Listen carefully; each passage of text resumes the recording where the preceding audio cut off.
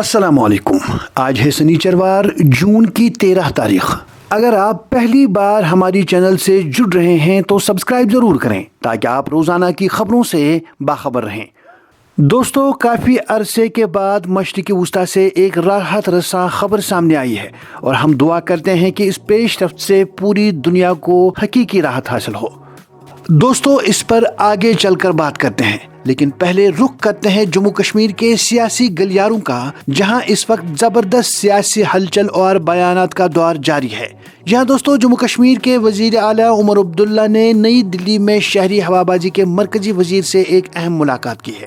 یہ ملاقات سری نگر ایئرپورٹ کی موجودہ عارضی بندش کے حوالے سے پیدا ہونے والی تشویش کو دور کرنے کے لیے کی گئی تھی۔ انہوں نے مرکزی حکومت سے اپیل کی ہے کہ اس بندش پر دوبارہ غور کیا جائے۔ انہوں نے کہا کہ اکتوبر کے دوران رن وے کی مرمت اور اپ گریڈیشن کے لیے ایئرپورٹ بند کرنے سے کشمیر کی سیاحت، کاروبار اور عام لوگوں کی آمد و رفت پر منفی اثر پڑ سکتا ہے، کیونکہ یہ مدت سیاحتی سیزن کے عروج کا وقت ہے۔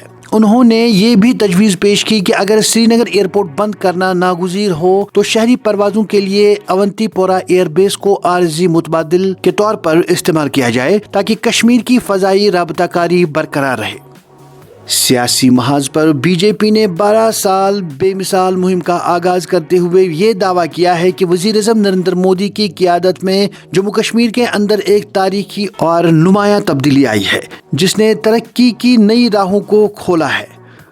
دوسری جانب اپوزیشن کے رہنما اور leader of opposition Sunil Sharma نے موجودہ حکومت پر کڑی تنقید کرتے ہوئے ایک چونکا دینے والا بیان دیا ہے۔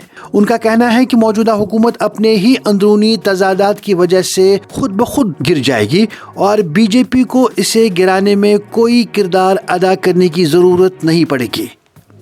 اس سیاسی گہما گہمی کے بیچ جموں کشمیر کی کابینہ وزیر سکینہ یتو نے ایک بار پھر جموں کشمیر سے افسپا یعنی armed forces special power act کو ہٹانے کی وکالت کی ہے۔ انہوں نے کہا کہ اگر حکومت کا یہ دعویٰ ہے کہ جموں کشمیر میں سیکیورٹی کی صورتحال میں نمایاں بہتری آئی ہے تو پھر یہاں سے افسپا کو فوری طور پر ختم کر دیا جانا چاہیے تاکہ عوام میں اعتماد کی فضا مزید بحال ہو سکے۔ اب بات کرتے ہیں آج کی سب سے بڑی خبر کی۔ جہاں دوستوں، مشرق وسطیٰ میں جاری کشیدگی اور جنگ کے بادلوں کے درمیان ایک بہت بڑی سفارتی پیش رفت دیکھنے کو مل رہی ہے۔ امریکی صدر ڈونلڈ ٹرمپ نے دعویٰ کیا ہے کہ ایران کے ساتھ ایک تاریخی جنگ بندی معاہدہ انتہائی قریب پہنچ چکا ہے۔ دوسری جانب ایرانی وزیر خارجہ عباس عراقچی نے بھی اس بات کی تصدیق کی ہے کہ اسلام آباد مفاہمت کی یادداشت یعنی MOU پر دستخط اب تک کے سب سے قریبی مراحل میں داخل ہو چکے ہیں۔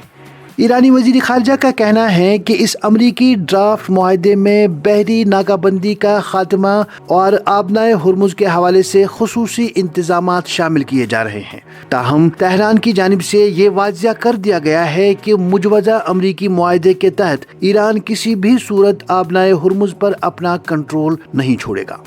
دوستو، عالمی منظرنامے پر ایک اور ڈرامائی موڑ اس وقت آیا جب صدر ڈونلڈ ٹرمپ نے ایران پر سنگین الزامات عائد کرتے ہوئے کہا کہ ایران کی جانب سے بھارتی بحری جہازوں کو نشانہ بنانا کسی بھی طور قابل قبول نہیں ہے۔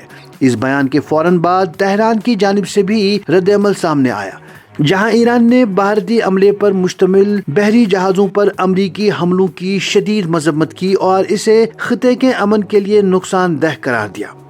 عالمی معیشت اور ٹیکنالوجی کی دنیا سے آج کی ایک اور سنسنی خیز خبر شامل کرتے چلیں، جہاں دوستوں ٹیکنالوجی کے بے تاج بادشاہ اور اسپیس ایکس کے بانی ایلون مسک دنیا کے پہلے ٹریلینئر یعنی اربوں پتی بن گئے ہیں۔